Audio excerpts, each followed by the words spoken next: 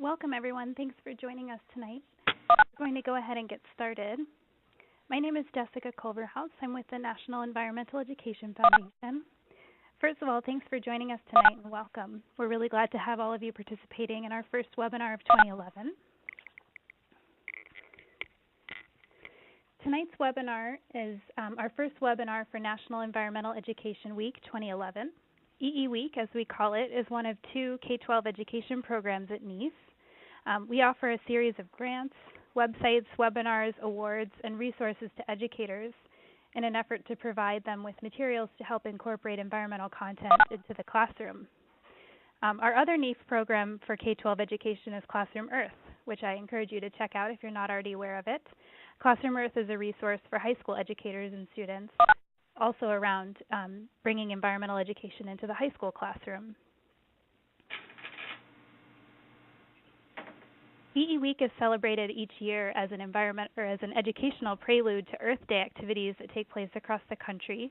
It's celebrated each year the week before Earth Day. So this year EE Week is April 10th through the 16th.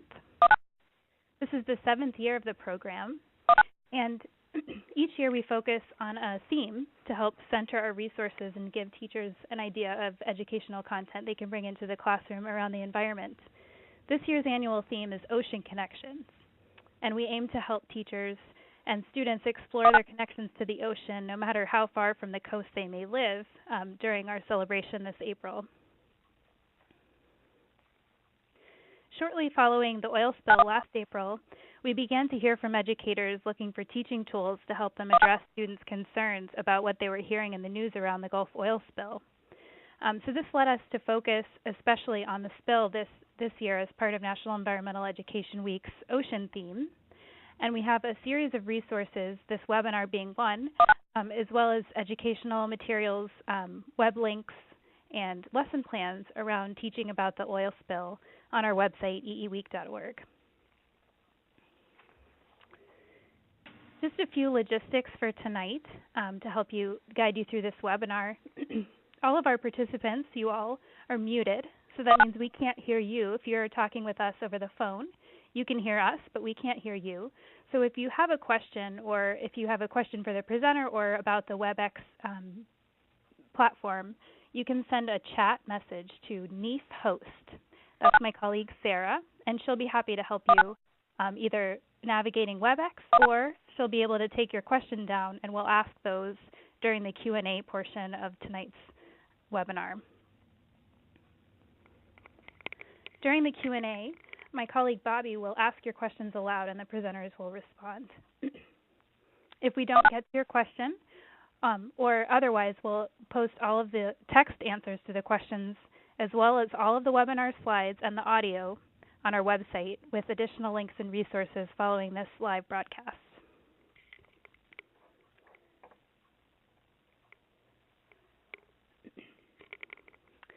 Tonight we're joined by Dr. Robert Twilley of LSU, Louisiana State University, and Eliza Russell from the National Wildlife Federation. The format of this webinar will be two short presentations, each of which will be followed by Q&A. So like I said, you'll type your questions into the chat box. You'll be chatting with Sarah, who's NEAF host, and she'll pass the questions to my colleague Bobby, who will read your questions aloud to the presenters. At this point, I'm going to turn the presentation over to Dr. Twilley, who will be giving our first portion of the webinar this evening. Dr. Twilley, I'm not sure if you're muted. Could you unmute yourself, and I will pass you the presentation. I am now unmuted.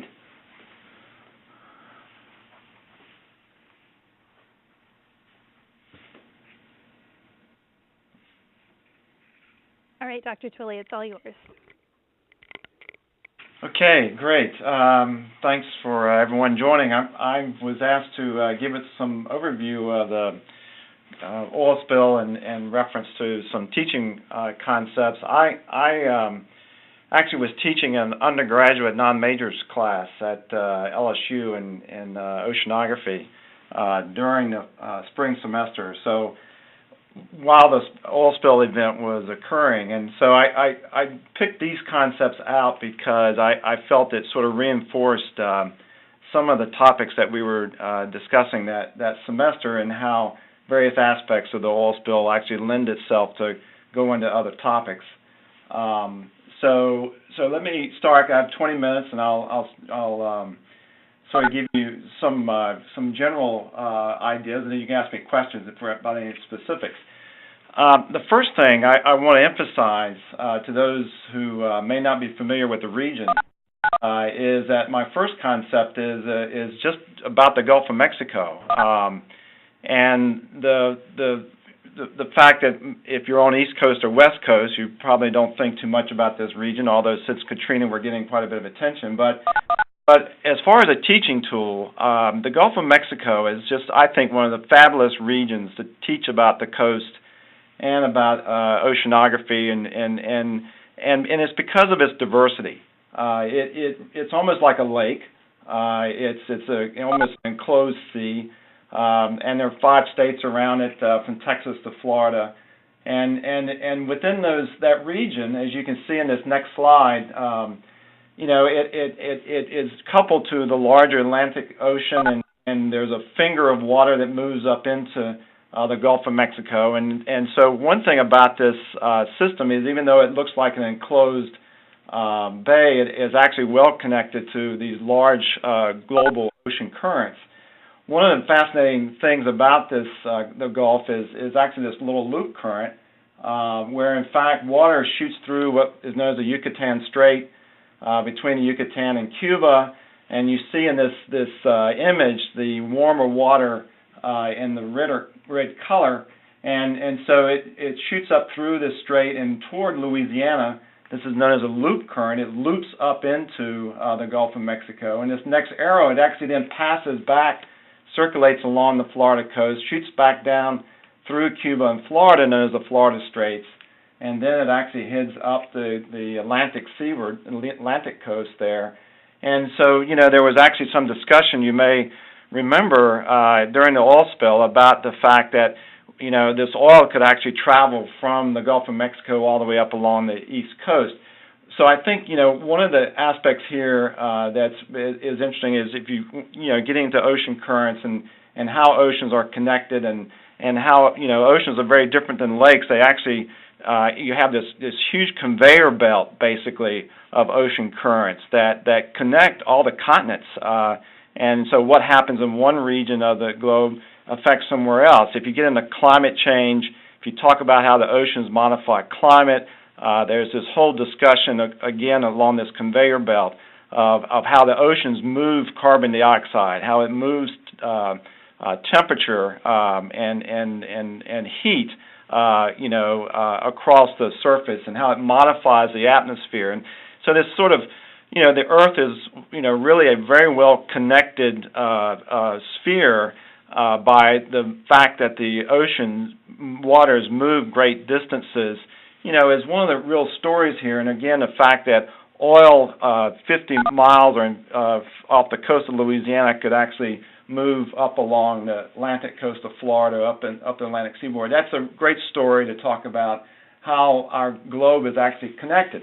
The other thing about the Gulf of Mexico is its diversity. I mean, you can talk about temperate type organisms and tropical organisms. You can talk about muddy coast. You can talk about sandy coast. You can talk about dry coast and moist coast. There's so many environmental gradients with organisms that have such unique adaptations, from seagrasses to mangroves to marshes and to the deep sea vent communities. And so it's a great place to use different community types to talk about adaptation and to talk about how these organisms actually respond to different environmental gradients.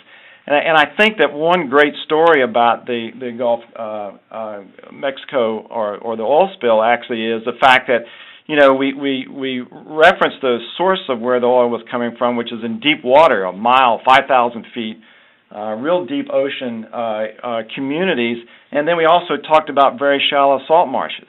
And so, it actually forced even those of us who work as scientists in this region to actually share information among our various disciplines, because most of us, some work in deep water and some work in very shallow, but the oil because of its movement, made us all think as one system. And so you do have, again, I want to emphasize the diversity of environments in the Gulf that you have to talk about that diversity, because the oil touched so many different of those, so many different communities. And in this next slide, just to give you an example of what I mean here, is that the region here in Louisiana where I work mainly is a delta. It's formed by the river.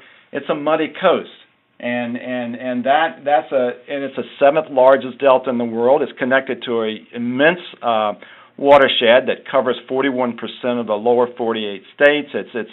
And so you get this idea of a huge watershed. What happens in Iowa impacts things down in Louisiana. So you get the idea of watersheds and oceans as far as connectivity.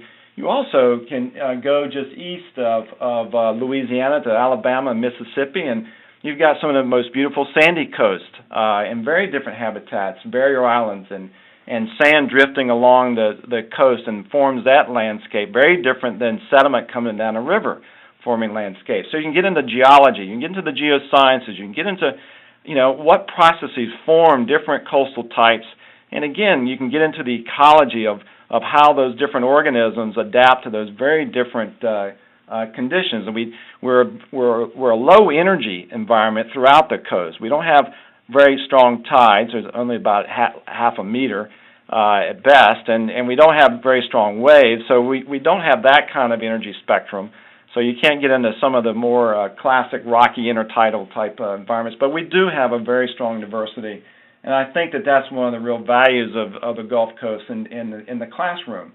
The second concept is that each of these habitat types and the diversity that I just described have very important services. What do we mean by ecosystem services? I'm in a K through 12. Where do we start introducing this concept and start discussing it? It's one that I know in the management community we're using this terminology quite a bit. In the classroom, you can think of it as, in this next slide, the energy flow, or how food webs develop, how one part of the food web is consumed and part of the diets of another part of the food web and the food chain, and these energy flows and the interdependency of one group on another, and this idea of a web and system that's built through these various communities. And that's a very important concept, one that I know I have I have a little skit I do for kindergarten, first and second grade, where we build an ecosystem and talk about food webs. So this is one that, and I want to go back to, these food webs are very different right around where the oil spill occurred, which is in very deep water, and more pelagic type food webs, versus the ones that in this next slide, which are the more coastal wetland type food webs. And so you can get into the muddy coast, the sandy coast, the deep water environments, that diversity, and bring out the diversity of food webs, and again, how these various organisms adapt. But again, the concept's the same, and that is that one part of the ecosystem, or some communities, are dependent on other communities, and that disturbance at any one part of the community, as such as the oil, can have influences on these services. Now, what do you mean by services? And from a food web point of view, of course, most of what you have in there is in your classroom, are people who will understand, either shooting ducks or catching fish or shrimp, and what they eat in the restaurant as far as seafood. And of course, this is one of the real important parts of our Gulf economics. As I'll show you in a second, our communities are very important to providing a large part of the seafood in the nation. And the point I want to make here also is that not only are we talking about organisms that live as residents in any one of these communities, but we have certain residents that travel great distances that use our communities. The shrimp life cycle, as you see, connecting again the coast to the deep ocean. There's a very important parts of the life cycle that are dependent on both deep water environments offshore and the shallow water environments onshore. So that interdependence of these habitats, as you see for the flyways in this lower right-hand column, we have ducks that go up and breed up in the prairie pothole region. The green lines there represent flyways and come down into Louisiana during the winter. And so this is, tremendous exchange, so these communities can extend over very large land surfaces in the coast. And ecosystem services and many times have an economic value. 2005 commercial landings in the Gulf had, or actually I think it's Louisiana, is $253 million. In Louisiana we had $1 billion in recreational fishing industry. And so, these are the kinds of statistics that demonstrate how important economically these services are related to this food web concept. Concept 3 is it's not just energy in a food web and the seafood. We have a huge energy industry that's dependent, that the nation is dependent upon here in the Gulf of Mexico. So what I think is important here is that we can start talking about humans and ecosystems. You can go up through the habitat diversity, the concept on energy flow and how communities are connected, and then how do humans, that live in these habitats, what's their role? And I think when you talk about energy, and the industry here in the Gulf of Mexico, it's also, I think, a great place to talk about the carbon cycle. And you can show the connection of where did that oil come from?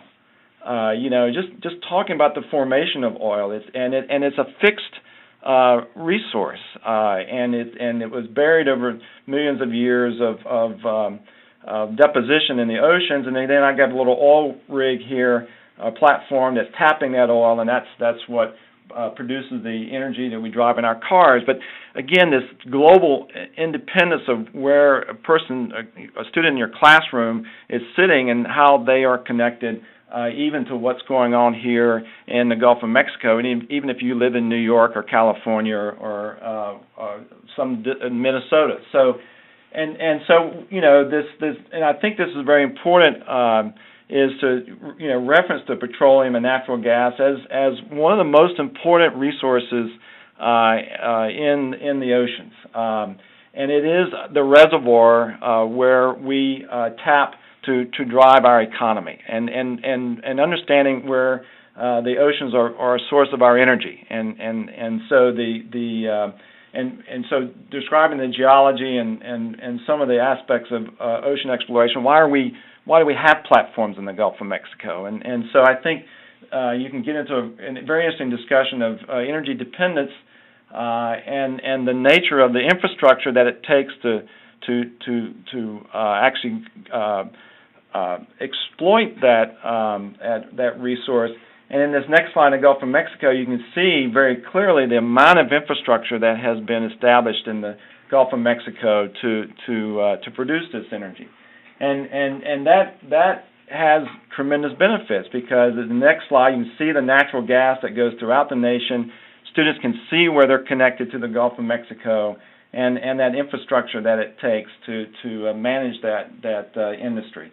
And once you establish that concept, the real under concept 4 challenge is, well, how do we as humans, put our place in these ecosystems that have such valuable services, have such valuable habitats, but at the same time develop an industry that we're also so dependent on. And that to me is a real challenge. And I think the Gulf of Mexico and what we have to do, our responsibilities here of providing that energy source to the nation, but at the same time protecting some of the most unique and resources is a real balancing act that we are trying to manage here.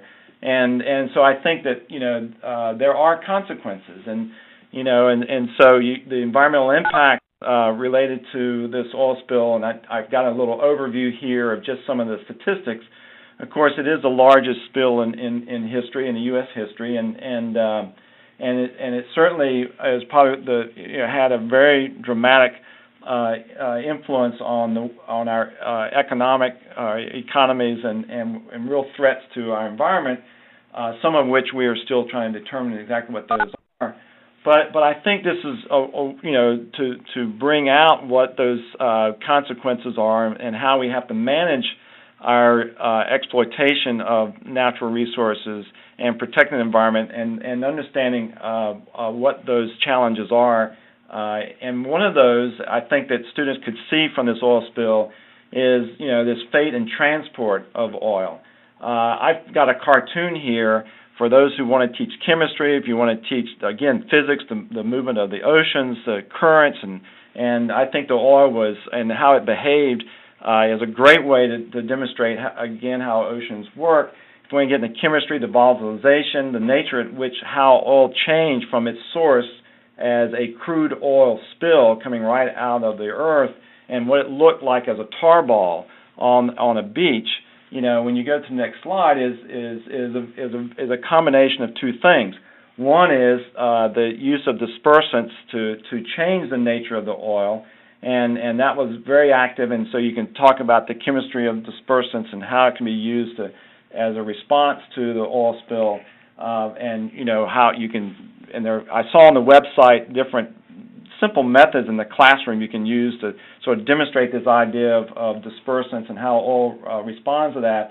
But then there was also just the pure chemistry of how oil changes, not just from dispersants, but the natural processes of weathering of spilled oil. And again, you can get into diffusion and volatilization and the organics. You want to teach about how organics behave under as the oil moved and from offshore to onshore. It was a very different constituent when it reached onshore than it did offshore. Well, why?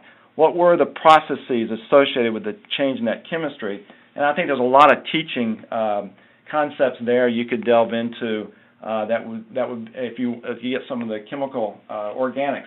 And then there's just the impact. And again, I go back to my original concept of disturbance, how communities or ecosystems are connected, and once the oil hits these communities, what are some of the consequences? And I have a couple slides here that I took off. I thought some of the real nice graphics that were produced showing the different communities, how oil interferes with what is the natural connectivity, again, going back to the energy food web that I introduced earlier. And again, getting back to how this varies in the different habitats. You have the deep water habitat I just showed you. Here's the marsh habitat. You look at the diversity of all the organisms that are in there, how they're so interdependent on one another. And so I think having oil, when you then talk about how oil takes one piece of the ecosystem out, how that interconnectedness disturbs the entire complexity. And so you can go back to some of the ecosystem properties.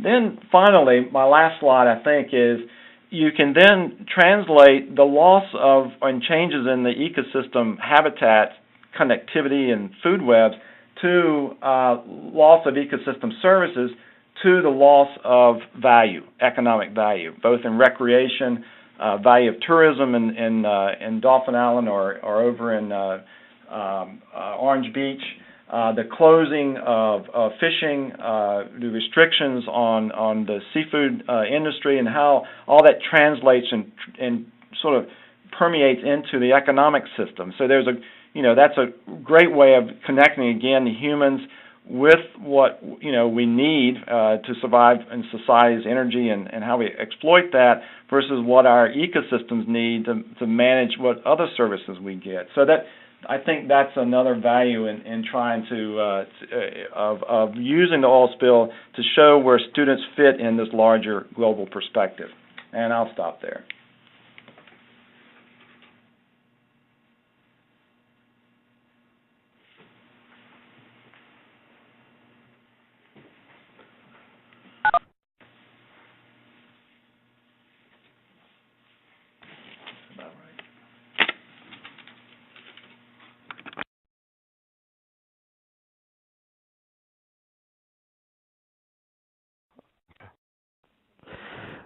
Thank you, Dr. Twilley, for your presentation. Ladies and gentlemen, we have just now entered our first Q&A session. Remember, if you have a question, please type it to the NEAF host in the chat function. Our first question for Dr. Twilley It's from it's from Marcy. What are the most important points that you would stress to high school level earth science students about how the Gulf of Mexico was affected by this oil spill? Well, I think that some of that effect is still to be determined. But I would say that, number one, of course, we had the immediate impact. And I'm going to speak of ecosystems, and that probably is where the question, because you could also get into the public safety, the economics of impact, and et cetera. From an environmental and earth science students, I think the number one impact, or there are two major impacts. One is out in the deep Gulf, you actually had evidence that the oil contaminated the food webs. There were actually evidence of actually seeing within shrimp and seeing in different organisms the presence of oil, and there's and when the oil is coming right out of the ground like that, there are out in that location potential toxic effects or some impacts on the food web. When the oil gets on shore and it's more of a sticky mousse, and it's very different than when it comes out of the ground, there it really smothers ecosystems. It's an oily substance and it suffocates. And so you suffocate plant roots and plant material and they die. You suffocate oyster beds, you suffocate seagrasses. So wherever the oil came in contact with various parts of the community, it's that suffocation that actually caused damage. All right, thank you. Our next question is from Diane. Where would you suggest we go to get more background information on oil spills? Well, I'll tell you, one of the best volumes, Oil in the Sea, and I think it's the third volume that was published, and I think you can get it from the National Academy of Science, the National Academy of Science Press. And I highly recommend that book. Again, that depends to a certain degree on what level you're teaching. But I would say that was probably one of the best references that I used throughout my dealing with the situation, and it's very comprehensive. It reviews all various aspects of oil in the Sea, Volume 3. I'm almost sure that was from the National Academy of Press. Okay, thank you very much. Our next question is from Susan.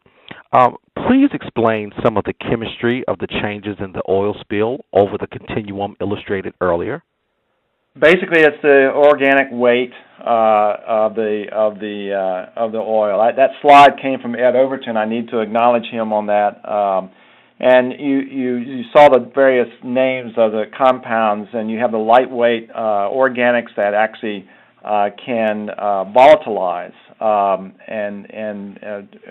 when the oil reaches the surface, and so that's once you start losing those compounds, then the very more resistant longer chain organics actually are what's left, and that actually what constitutes again this mousse that you end up with once it gets on the shore.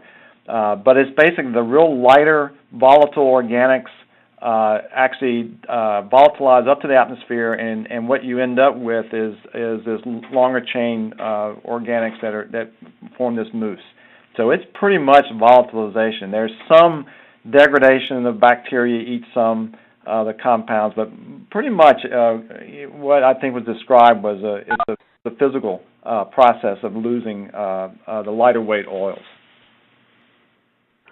Thank you very much. Our next question is from Jennifer. Can we use the graphics in this presentation for educational purposes? As far as I know, two of the figures are from Ed Overton, but I got them off a public website that he had posted the presentation, and any of the slides that I produced, there's no copyright on them. So any of this is of value in the classroom. I certainly would be happy for you to use. Okay. Thank you. Our next question is from Mara. I'm a sixth grade math teacher. I'm trying to focus on a few main points with regard to the math aspects of an oil spill that will be most interesting for 11-year-olds. I'm specifically thinking about economic value, impact on animals, etc. Do you have any suggestions? Well, that's a good question. For mathematics, I think, I think very interesting, like conversions. I found it very interesting from barrels to gallons. Giving them a number in barrels and seeing if they can figure out how many gallons of crude oil actually were lost. I think one of the other aspects was the length of time that it takes for oil to travel from 50 miles offshore to onshore. If you take a certain, and those are sort of classic examples of trying to teach mathematics of velocity or divisions or things like that. If you got a certain speed and current, what would it take to do some calculations of how long it would take for the oil to reach the shoreline. I think, one of the, I didn't talk too much about is this bioaccumulation. We have this idea by certain factors of food webs, you get a certain concentration of oil. So you can do sort of a factoring by 10. If I have 5 trophic levels, I have 100 units of oil I start out with. What will I have as far as a concentration by the time I get to the top trophic level? So you're doing a factor of 10 there as far as concentrating that oil.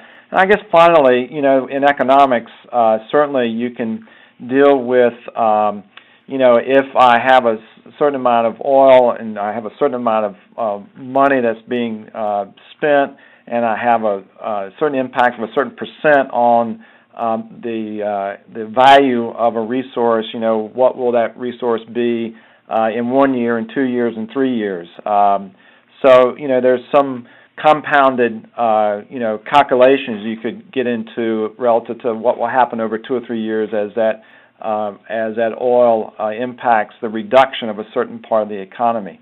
Those, instead of compounded interest, it's compounded reduction in the economic value of a fishery. So those are just ideas off the top of my head. Thank you very much. Our next question is from Florence. Have any studies been able to quantify the effects of the spill on wildlife or the economy yet? They are speculation. There are a couple reports out.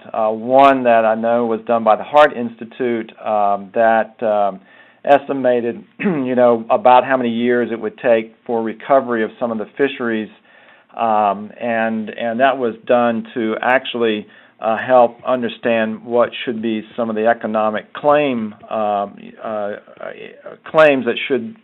the value of certain claims to certain fisheries. Those are sort of based on some recoveries we've seen of previous oil spills. Certainly I think it would be general to say that the onshore contact of the oil with the coastal wetlands and shoreline was much less than we had anticipated. I know in Louisiana we have a couple of 4 or 5 really hot spots where Joe Bay and Barataria really was hit very hard. We had Grand Isle and a couple of wetland areas east of the Mississippi River. And so and those are still remnants today. A lot of the fisheries, and then there's a huge controversy on how much oil is actually still left at the bottom of the Gulf, and that is of controversy versus how much did the bacteria actually eat up. There are estimates that 80% has already been consumed by the bacteria, and of what had been left in the Gulf. So, to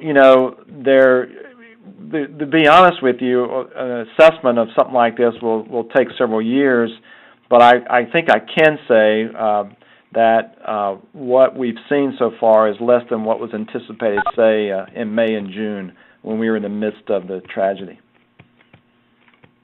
But are there reports? No. The only speculative report that I've seen is the one that Heart Institute has done. And, of course, there are some really good publications. If you go to Science, there's a publication called Nature, GeoNature, where just this past week, Ian McDonald and Samantha Joy, University of Georgia, just published their analysis of how much oil is left in the bottom of the Gulf of Mexico, or down in the bottom waters of the Gulf of Mexico. Thank you very much. Our next question is from John. I'm going to be working with my marine biology students in regards to sea turtle conservation and how the BP oil spill has affected the sea turtle population and the conservation efforts in the coming weeks. Any chance you can speak to those regards?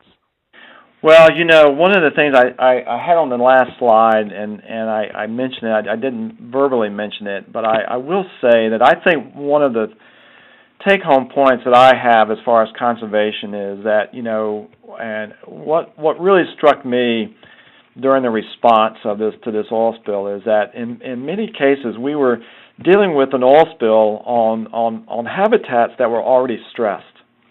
So when you add this oil in environments that are not functioning properly because they already have very strong human impact and effects of changing the river and the way it's supposed to build a delta, or changing the sand and how barrier islands move, and those natural processes, and having habitat for sea turtles to actually nest, and how that influences the ability of populations. Nesting recruitment is fundamental to the life cycle. As I showed you, these life cycles depend on, you can live out in the oceans, but you actually may depend on a beach for a critical part of your life cycle. And if you remove that part of the life cycle, then these populations just can't survive. So I think that as much of the story here was on how we need to protect those habitats even before the oil spill, and then when you reduce those and you get oil in these environments, then they just amplify those kinds of impacts. Luckily, I don't know if you could say that, we were, I think, very fortunate in the minimizing the impact of the sea turtle populations in this event compared to what I know many of us thought we would see again back in May and June. Well, thank you. Our next question is from Della. What are the long-term effects of the dispersant? That's a really good question, and I would say that that's probably one that there's probably as much discussion right now as any, and it was a very heated debate. I was involved in several phone calls when this event first broke on the use of dispersants, and the advantages, of course, as I showed you in that article and that picture, and of course you can do in your classroom just by adding detergent to some grease. It broke it up into smaller molecules and allowed it to the bacteria to consume it, and it also prevented the oil from moving on shore. So you sort of kept the oil offshore in the environment.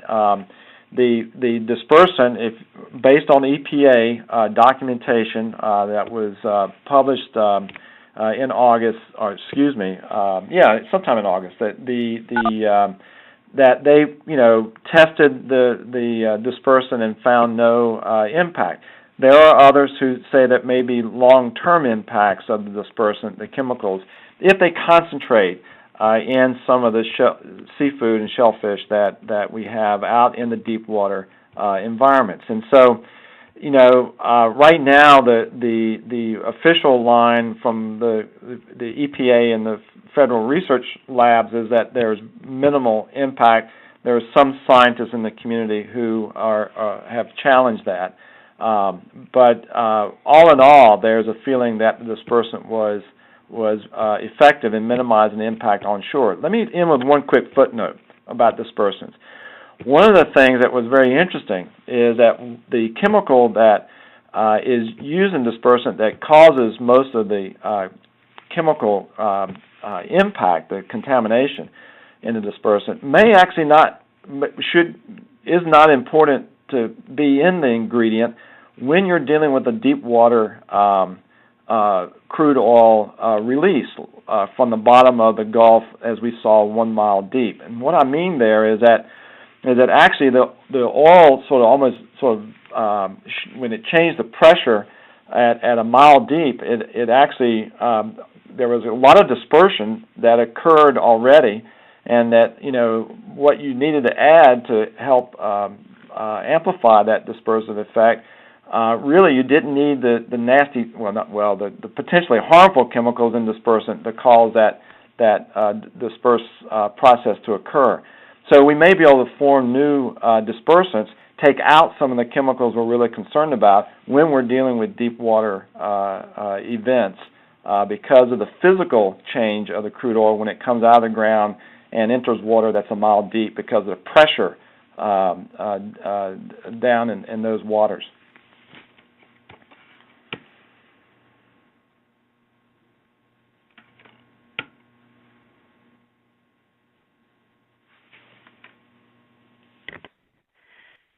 Great. This is Eliza Russell. I have been tossed the ball, per se, so I will be spending the next few minutes talking with you about different alternatives that you could think about to teach about the oil spill. So a little bit about who we are. Hopefully many of you recognize the character on this screen at the current time.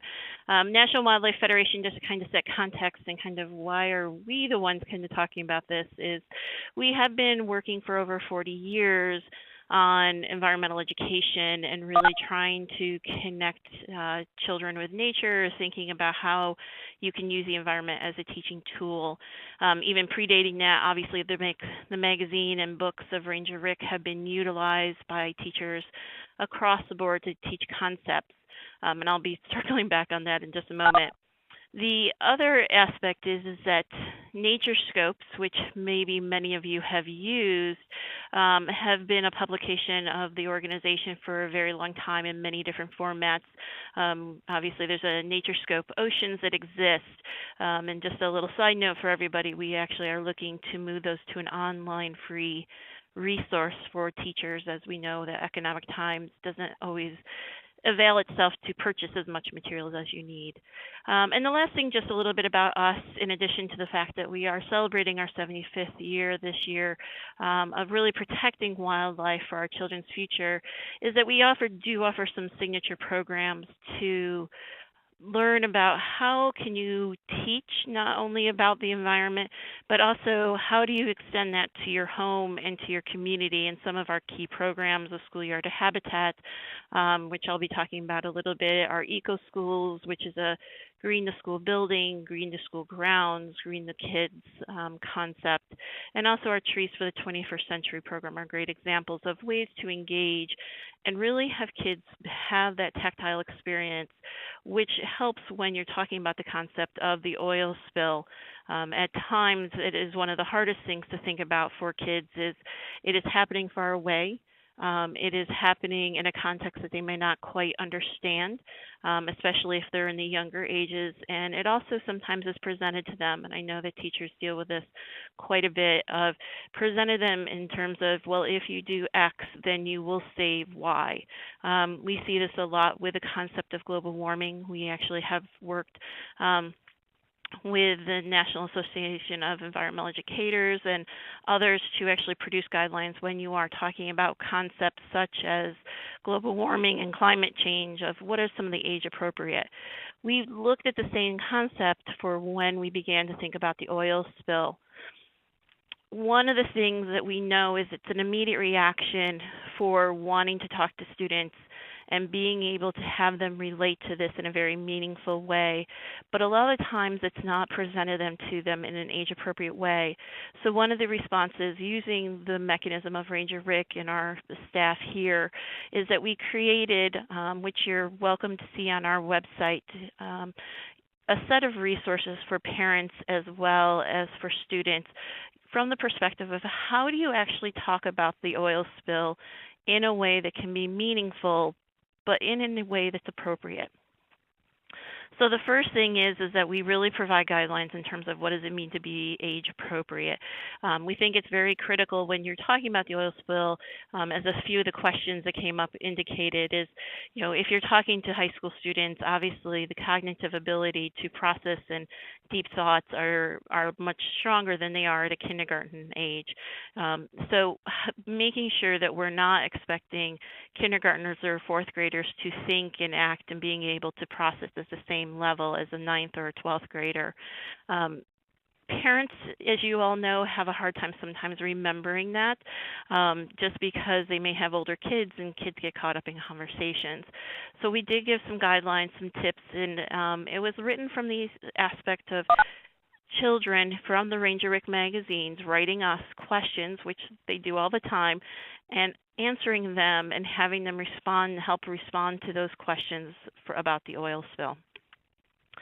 The other aspect to think about when you're talking about and really working on concepts such as the oil spill is it really needs to follow a child's lead, meaning that if a child is not asking certain questions, then it may not be necessarily to always first volunteer that information. Unfortunately, we've had some situations that we've had to work through with students, both from teachers as well as from parents, where they wanted to make sure they had the whole story, but it was a little bit too much information for kids to be able to handle. And it had some fear that came up, and unfortunately my niece, as an example, came home and was very distressed that the polar bears were going to die and that there was nothing that could be done. And she was just very distraught over that concept. The same thing happens with the oil spill, is that our friends, the media, are great in terms of you can get information out, you can have great access, great resource. But in the same token, the media can also be harmful sometimes for kids because it comes too quick, too fast, and not in conversation that they can understand. The other piece is the easing of the burden, as another piece that I just always like to make sure people think about. The kids didn't cause it. The kids are not going to be the ones to immediately affect and have the impact. We do want to promote that they're going to be empowered to have action, that they can get involved, but they're not the ones that have to feel like they have to solve it. I think this Dr. Twilley has very appropriately said is that lots of great scientists, himself and others, are helping to work on the issue, being able to reassure kids that there are professionals who are really working on this, but encouraging them to think about what is it that they could do to think positively about this. What are things that they might do that they could help to change?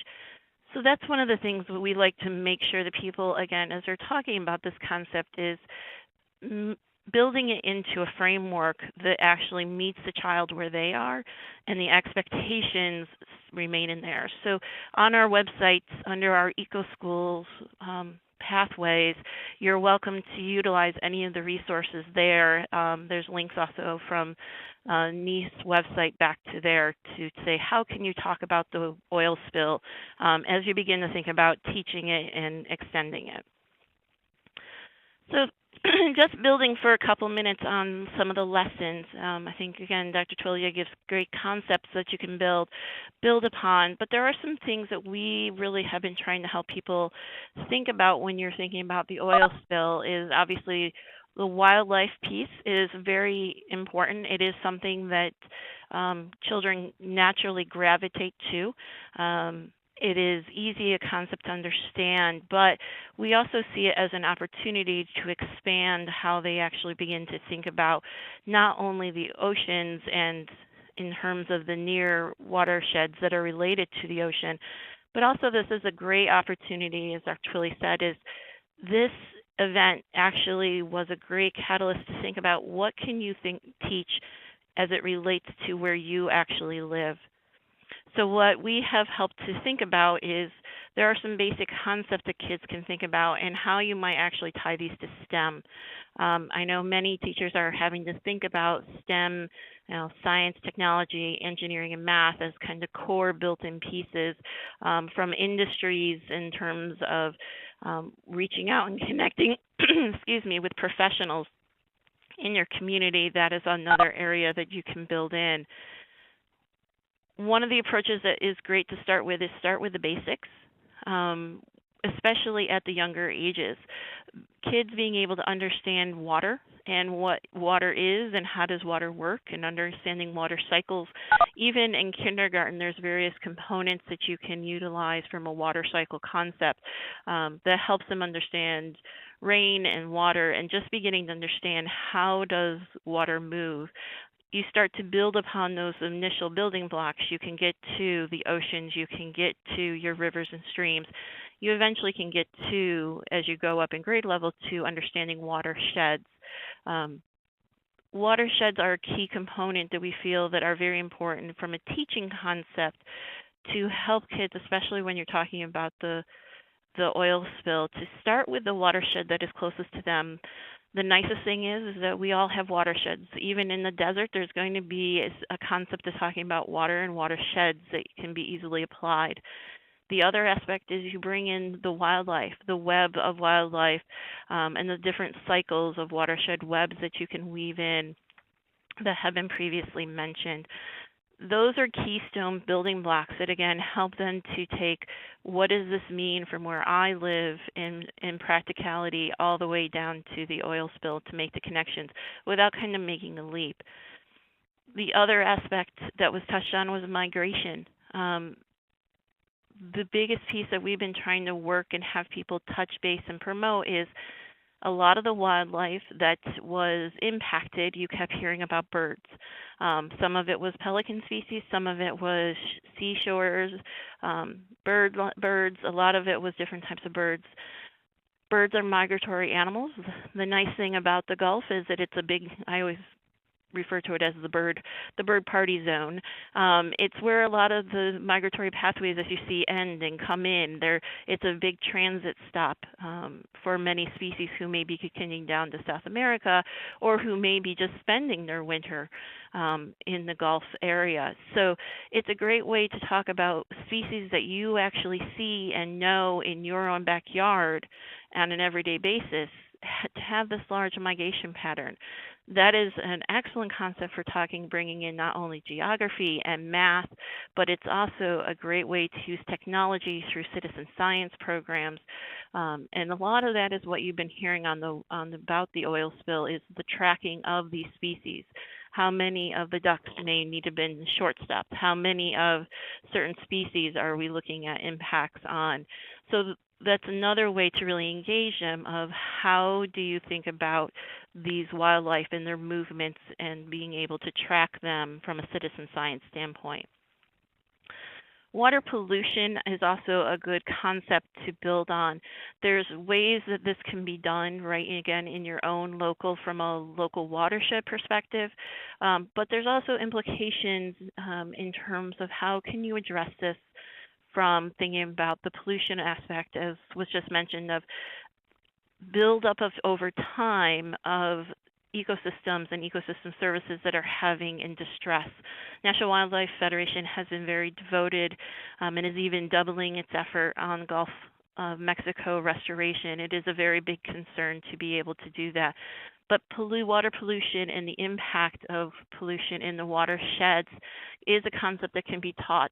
This is a great one that is good for also, sixth graders through 12th graders. It lends itself easily to some community service projects, to being able to engage them in research projects, all those fundamentals that is preparing them hopefully to go into college and to analyze and to think and become the scientists that can help to have an effect.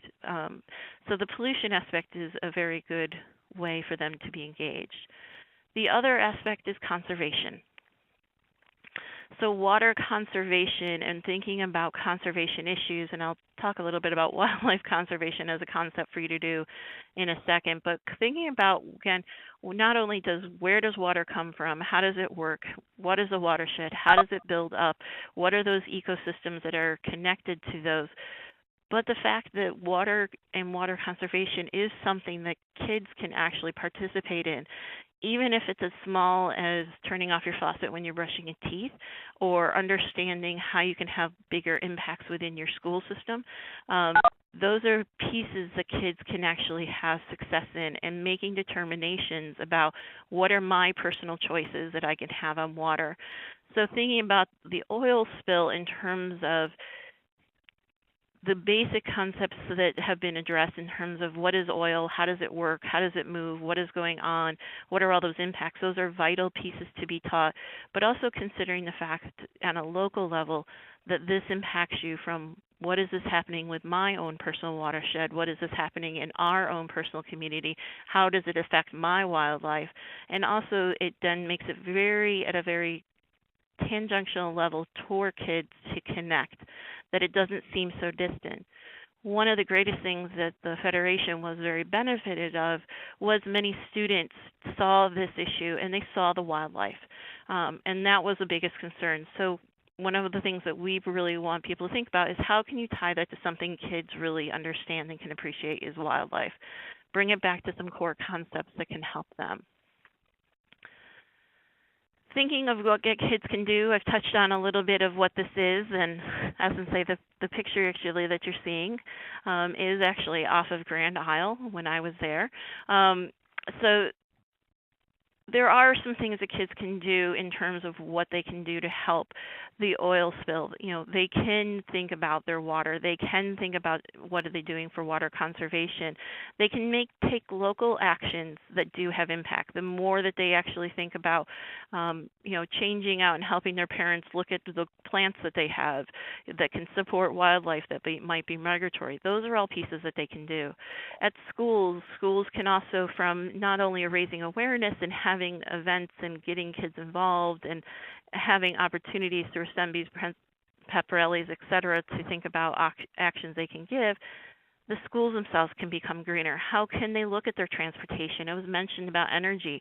The biggest thing about schools is there's a couple things about energy that we tend to forget about is the transportation and the buses and the idling and other opportunities that we can have some of those impacts that kids can use as calculators in terms of changing and measuring and doing audits. And one of the nice things, if you visit our EcoSchools website, you'll actually be able to pull a lot of those audits and make those connections for them to engage on how they can have those impacts. In the community, doing wildlife habitats, again, is another key component, and also having an opportunity for them to organize service projects. The volunteerism aspect for kids is very important, but one of the things that we are highly encouraging, especially in the older grades, is this is an opportunity for them to help think up what a conservation service project can be. We have some resources that we're providing them, tips and tools for how do you think about a project, how can you devise a project, but not telling them what the project is. This is, again, a great cognitive skill for them to continue to grow, is instead of it being spoon-fed to them, which unfortunately some have become accustomed to with some of our technology, this is a great time for them to say, how would you take the next steps? What are those things that you can do both on a national scale as well as a local scale? The parents are also important. We see educators as the key to the parents. If there's two influential people in a child's life, it is the parent and it is the teacher. So this is a great way to help you, the parents, know how to explain and engage, utilize some of the resources. How can they take it home? How can you extend that you're doing a study on oil and doing some of the experiments where they can see the effects of oil on water and begin to understand that? How do you take that home for the child? They can replicate that at home. They can help their parents understand, and especially if this is an opportunity for parents who don't feel comfortable. It's an opportunity for you to help provide them some resources. We have some talking points again. We have guidelines. We have thoughts that you can utilize to pass out to your parents as well. The other piece is that we thought of some interesting ways of the activities. One is, we know that schools can't always take field trips.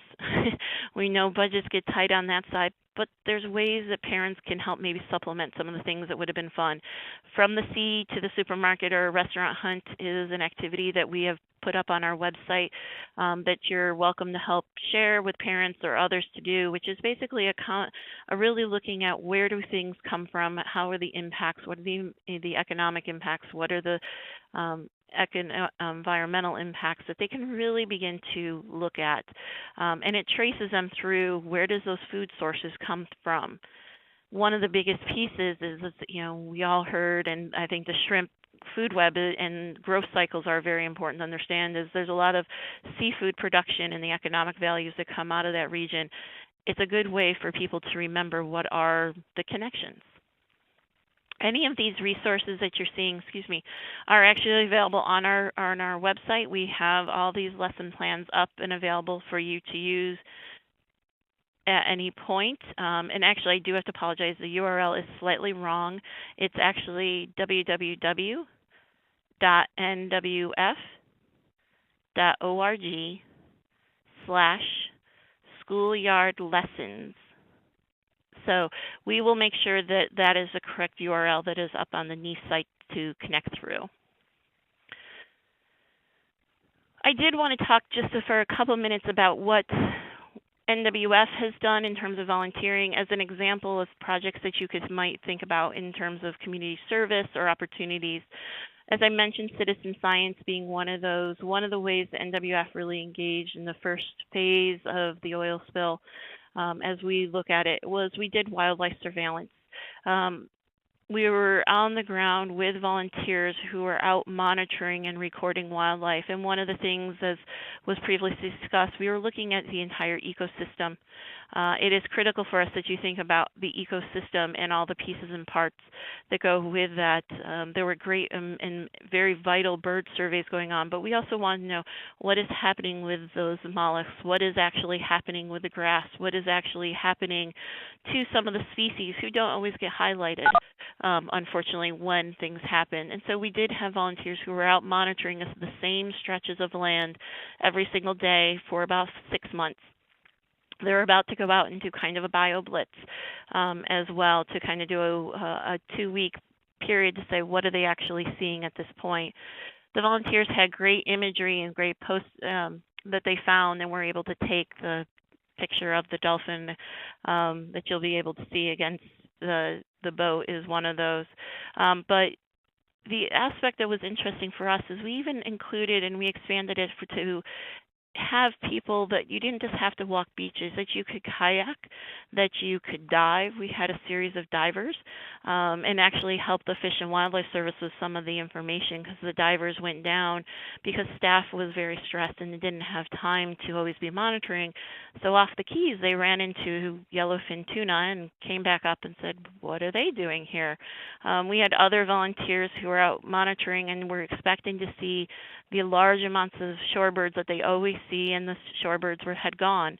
But they also noticed that their food source was gone, that they had washed up dead, and so the wildlife had adjusted and moved on their behavior.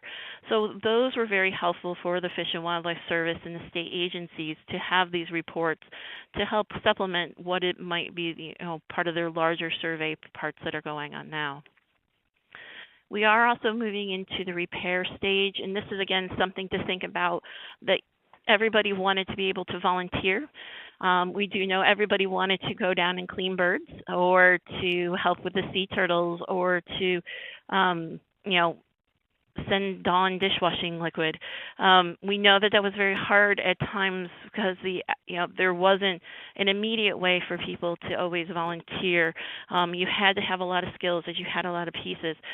We're helping to organize, again, from the ecosystem's larger perspective, restoration days, but it's about the Gulf, that the habitat is not purely about what happened just with the oil, but it's that long-term effects of what has happened over time, as was discussed. This is a way for people to get involved, to say, you can help to repair and begin to restore, hopefully, what has happened. It is not an immediate fix, it is a long-term fix. How this applies to you is these are volunteer projects that you can do. There are watershed groups where everybody lives. There are wildlife rehab centers where everybody lives. There's ways that you can get training. There's ways that even students can get training and young and parent opportunities to, again, apply some of those concepts of you want to help wildlife, you saw what happened with the oil spill, here's a way that you can take action right in your own community. The eventuality is that we would, for the organization, our long-term work along with many others is to restore the Gulf and the ecosystem. We would be lost without it, and we definitely don't want to have to see that happen. This, again, just says a little bit about what we have been doing. It all empowers in terms of how you can think about for the students and the critical keys. We want to definitely make sure that everyone is getting educated about what is happening, how can they think about what happened with the oil spill and take local action and understand the impacts. We are an advocacy organization, although we do not ask in terms of young kids to be involved, meaning below 8th grade.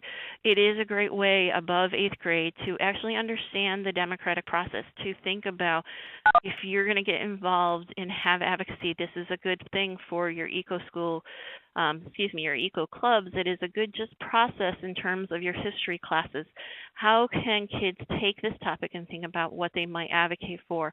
And it doesn't have to be just on the federal level. These are great ways of learning about what is happening in your in your local community. How are they changing some of those rules or processes so they can just, again, have a touch what the process is and not just thinking about it as something I read in a book. Volunteering we've talked about, but the biggest piece is really empowering youth and adults that you are able to make a change. Wildlife is fantastic. They are beautiful. They are a necessary and wonderful part of our ecosystem, but it is us who have to help them. We have sometimes caused the situation, and so we need to help rectify it, but we're also their voice, and we need to remember that. So those are just some ways that you can think about, just as a quick summary of what you can do. Learn about the oceans, learn about the oil spill, teach about the oil spill, but think about how you can take it to the local level. Build on those tools of observing and reporting and researching, those basic STEM and observation skills that kids need to have, which are not natural anymore for them to have. And also think about what are those projects from a service angle that you can do locally.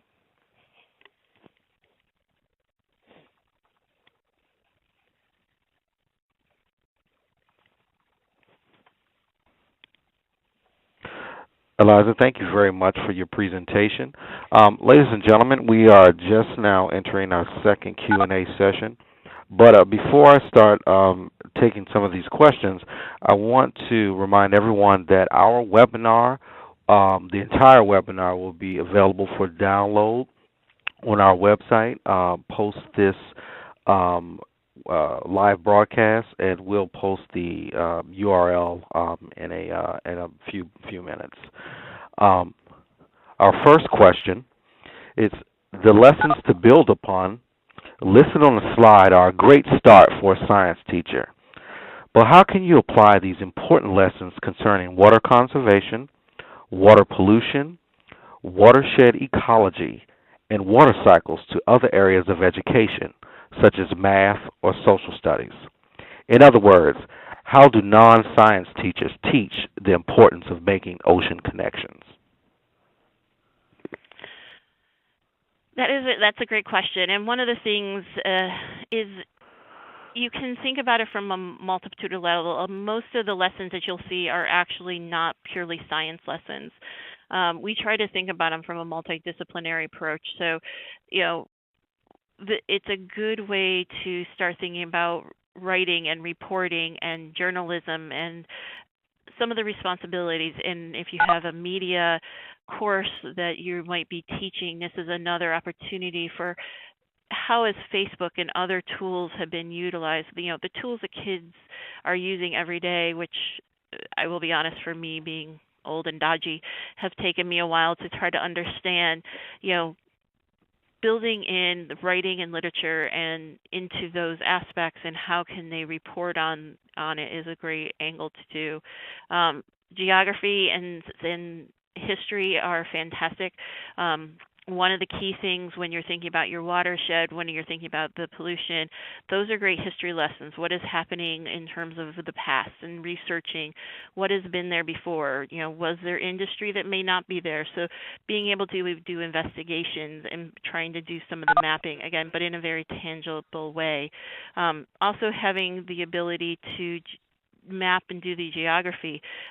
We've all become very used to Google, but we also don't use in some of the NASA visuals, we don't use some of the other technology pieces that allow to us to think about geography and the terrain and how does that all impact.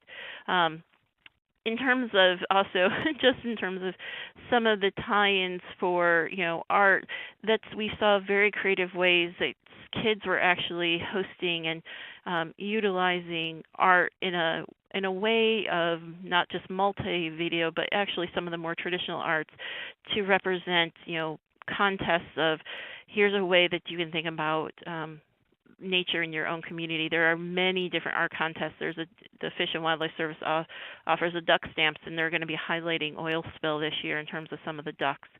So those are just off the top of my head different ways that teachers can extend them, but actually in our lesson plans, we've already kind of picked out a few of the ways you can extend it to multiple disciplines.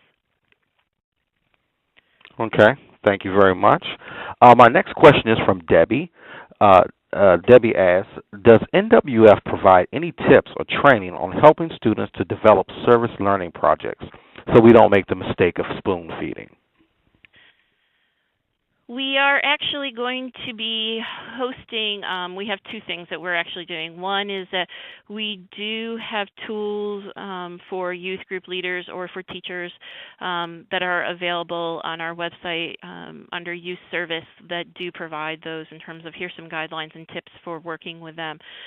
We are actually looking at doing a webinar ourselves on for more directed for youth with teachers for as well to how do you create a project. And this is based off of two youth programs that we run in Atlanta and in Alaska who really are youth-focused and youth-directed. So we'll be having that webinar in terms of how they go through the process of really having the kids come up with a concept and work to come up with their own projects. Thank you very much. Our next question is from Jennifer. What are some of the best STEM-focused lesson plans connected to the oil spill that you know of? There are quite a few. We have a number of them listed on our website, but EPA has some really great lessons that are really focused on the oil spill in terms of more of the oil concepts, and they really use technology, math, and science exclusively. Engineering is not as strong, but there is also some good engineering ones that have come from a couple other resources. The Engineering Week, if you haven't ever seen that competition, there are some resources up there on the oil spill, and those were other great options for engineering. From ours, the ones that you saw listed, those all, I tried to indicate which are the STEM-related ones and which STEM pieces they focus on more. But again, I would recommend any of those, but EPA has quite a few that are really good, as well as service. Our next question is, are there any interactive media tools, aids you can recommend that can complement lesson plans and engage students who do not have an initial interest in the environment?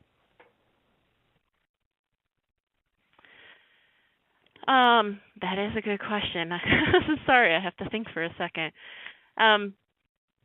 Well, I think there definitely are a few. We have been utilizing, there are some programs that we have been helping with NASA on to retranslate their data from kind of being really high and a little bit hard for people to utilize, but are very attractive to kids because of the visuals. So that might be a good option.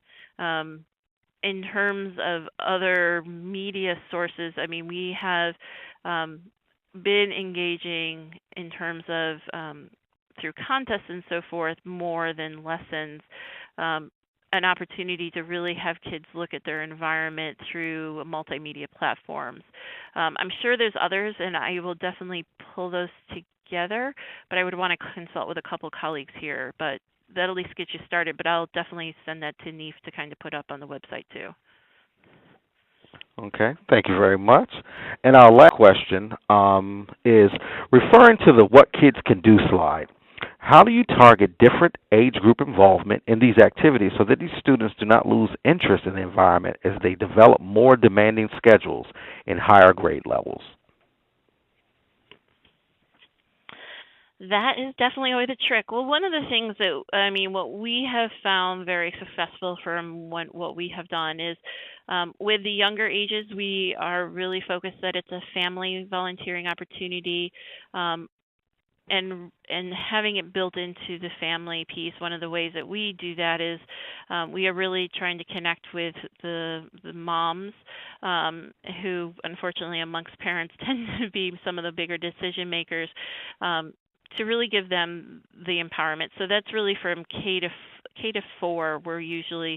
Grade 4, we're usually using a family platform and giving ideas and ways and connecting them to local places where they can do volunteer work as a family. When we get into the 5th grade through 8th grade, kind of that middle school range, we actually do some peer mentoring that we match kids with volunteers that we have so that they can kind of work together in small groups, usually about 3 or 4 on projects. And then when they get older into the 9th and 12th grade, where we don't have lost their interest, one of the ways that we found that successful is really truly empowering them. So it's less, again, of us directing, here is a service project, just come to it. It's us helping them to say, well, what is a service project you would want to do, and then helping them design something that would be successful.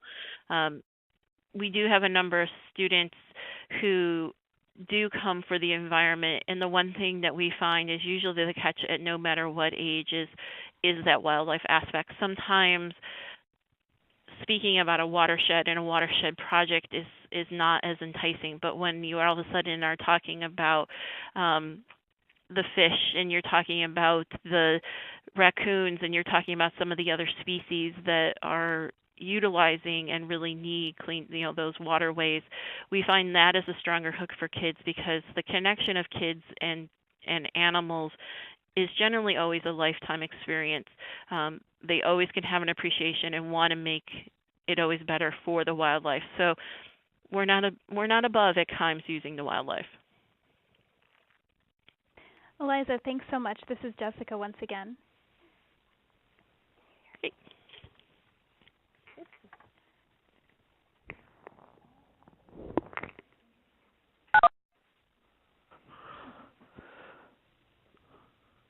Sorry for that, everyone.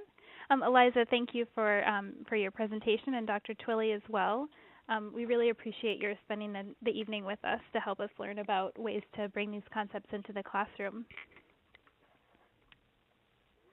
I'd like to point everyone to our website, eeweek.org/oilspill, where you'll be able to find many of the resources that were described here tonight, as well as others for curricula and online resources to help you bring these concepts into the classroom.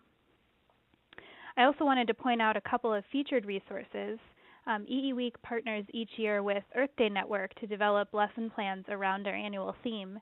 And this year they've developed a special lesson plan for high school students around oil drilling in our coastal areas. So I'd like to make you all aware of that, and that's a new lesson plan that was just made available over the last week or so. A couple of other announcements I'd just like to make before we wrap up for the evening. This entire webinar, including all of the audio, the slides, the links that were mentioned, and answers to your questions will be posted on the webinar website, eeweek.org/webinars/oilspill. within the next week or so. So if you missed anything, you can check back on that site and we'll be sure to post everything there. You can also contact us at eeweek@nefusa.org at any time, and we'll be happy to answer your questions, or if you have any additional questions for the presenters, we can field those at that email address as well. Again, it's eeweek@nefusa.org. And finally, I'd like to thank our presenters and all of you participants for joining us for our first webinar of this year. Over the next couple of days, we'll be sending you a survey by email so you can share with us what you thought of tonight's webinar and help us to think of some ideas and ideas for improvement for our next webinars. And we will be hosting another webinar prior to EE Week 2011 coming up in March, so stay tuned for our next broadcast. And with that, I'll close. Thank you all once again for joining us. I hope you enjoyed tonight's presentation as much as we did, and we look forward to working with you again in the future. Have a great night, everyone.